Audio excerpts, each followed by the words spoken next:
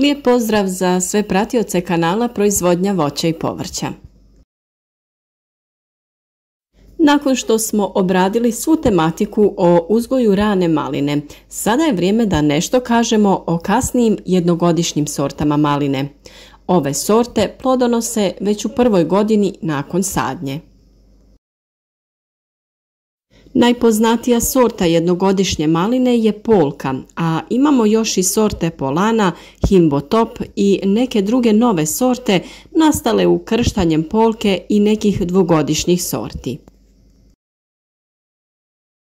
Sama berba ovih sorti počinje polovinom 7. mjeseca, a traje sve do jeseni.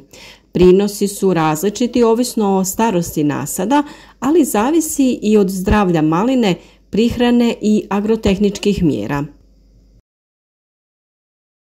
U ovom videu ćemo reći nešto o sadnji, prihrani i održavanju nasada ove maline.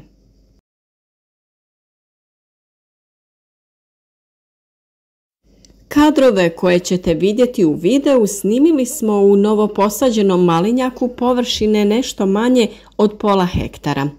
Prije sadnje bilo kakvog voća potrebno je uraditi analizu zemljišta te provjeriti pH vrijednost tla kao i sadržaj humusa i hranjiva u tlu.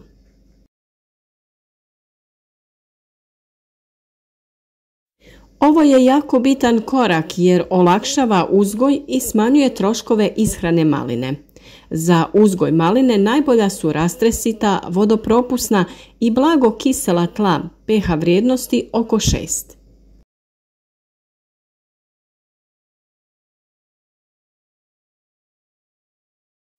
Malina polka se kao i druge maline sadi u redove. Razmak između redova treba biti 2 metra, a ako se planira korištenje mehanizacije, najbolje je redove postaviti na razmak od oko 3 metra. Korištenje teže mehanizacije poput manjih traktora olakšava uzgoj, a naročito u vrijeme obrade tla u jesen ili prskanja u proljeće ili ljeto. Za razliku od dvogodišnjih malina koje se vežu na žicu, ova malina ne treba tako fiksan naslon, već se doslovno naslanja na bočne žice ili još bolje na mrežu koja se postavlja iznad nje. Na ovaj način malina popunjava prostor, ali uz dovoljnu prozračnost između izdanaka.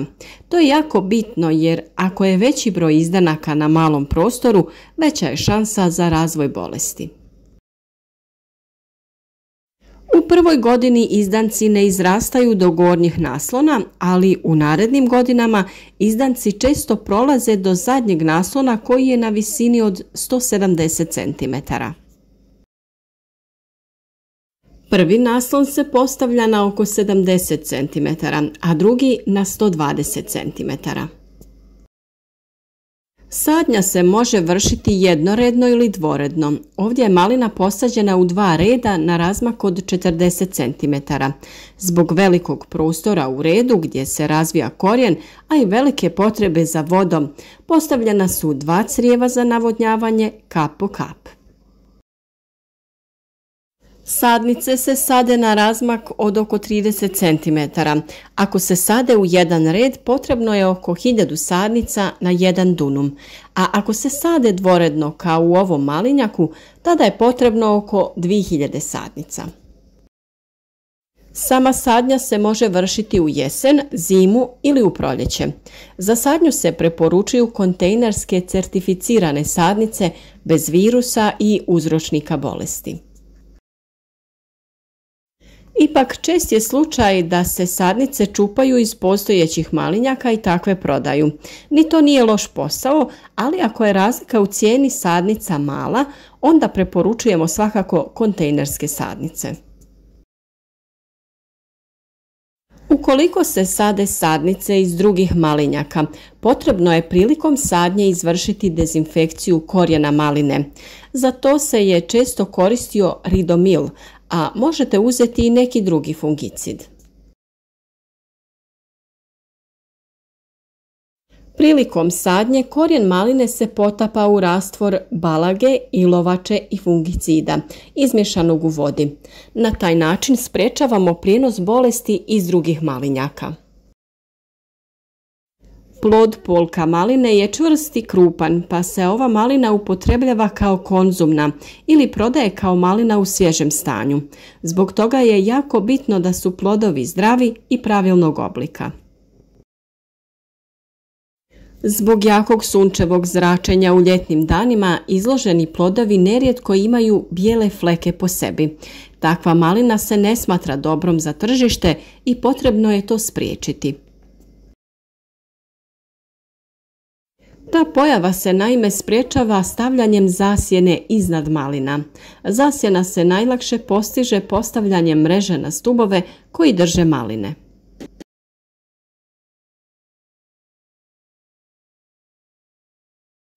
Kao i druge sorte maline, i polka je osjetljiva na štetnike.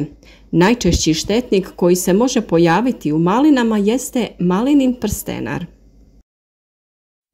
Taj kukac prezimljava pod zemljom, a često dolazi sa sadnim materijalom iz drugih malinjaka.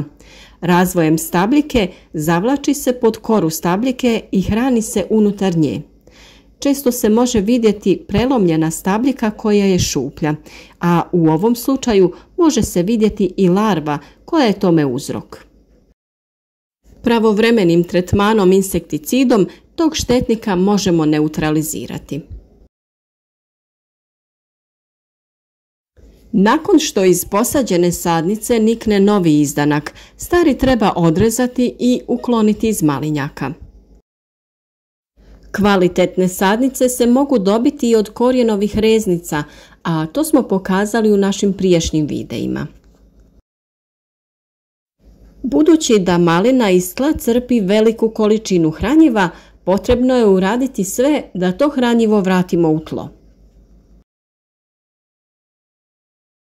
Najbolje bi bilo prilikom sadnje u tlo dodati veću količinu stajskog đubriva, koji je odstajao minimalno 2 godine. Na ovaj način se tlo obogaćuje humusom i korisnim mikroorganizmima. Prihrana maline se vrši kroz sistem za zalijevanje, a najefikasnija je prihrana folijarno, to jest preko lista. U početno vrijeme ukorjenjavanja maline potrebna su hranjiva sa većom koncentracijom fosfora. U proljeće kada krene vegetacija potrebno je dati 2 puta hranjivo NPK koncentracije 10-30-10 ili slično, da bi biljke razvile što bolji korijen. Nakon toga se koriste hranjiva ravnomjernog odnosa tvari poput NPK formulacije 20-20-20. Tu formulaciju ćemo koristiti svakih 5 dana preko lista i kroz sistem, te pokušati biljku natjerati da izraste što više. Kada mladi izdanci budu na visini oko 30 cm, radi se prvi tretman fungicidom i insekticidom. Na ovaj način štitimo malinu od štetnika i bolesti. Preporučujemo da se koristi Karate Zeon i Ortiva Top. Kada su biljke dostigle visinu od oko 70 cm, vršimo po potrebi prorjeđivanje i uklanjamo donje listove koji su blizu tla. Na ovaj način sprečavamo razvoj bolesti u donjem dijelu biljke.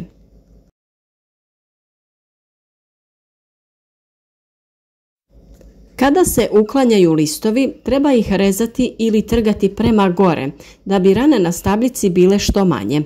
Ipak, nakon ovoga treba uraditi i tretman fungicidom Ortiva Top, da bi se rane dezinficirale i spriječila bolest.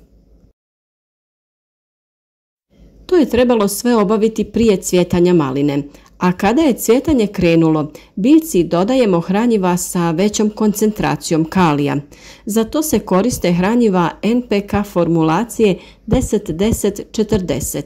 Uz kalij biljke ćemo opskrbiti i kalcijem. Njih ćemo dodavati naizmjenično svakih 3 do 4 dana kroz sistem i preko lista. Sama prihrana preko lista je toliko efikasna da prinosi maline mogu da se udvostruče.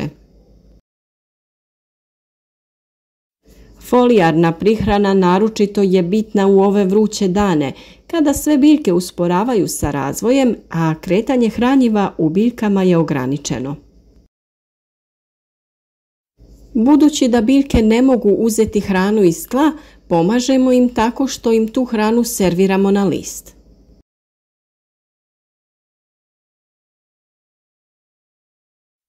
Investicija u ovaj projekat je velika, ali budući da je cijena maline dobra, već u prvoj godini se vraća uloženo. U narednim godinama su prinosi dvostruko veći, tako da je i profit puno veći. Samo upornim radom mogu se postići visoki prinosi, a ako nema visokih prinosa, isplativost rada sa malinama je mala. Preporučujemo svima koji uzgajaju malinu ili planiraju je uzgajati da najviše rade na povećanju prinosa, a ne na povećanju površine pod malinama. U svakom slučaju bolje je imati dobar dunum koji stignemo kvalitetno obraditi nego 4 dunuma koji će slabo rađati, a iziskivati će 4 puta više posla.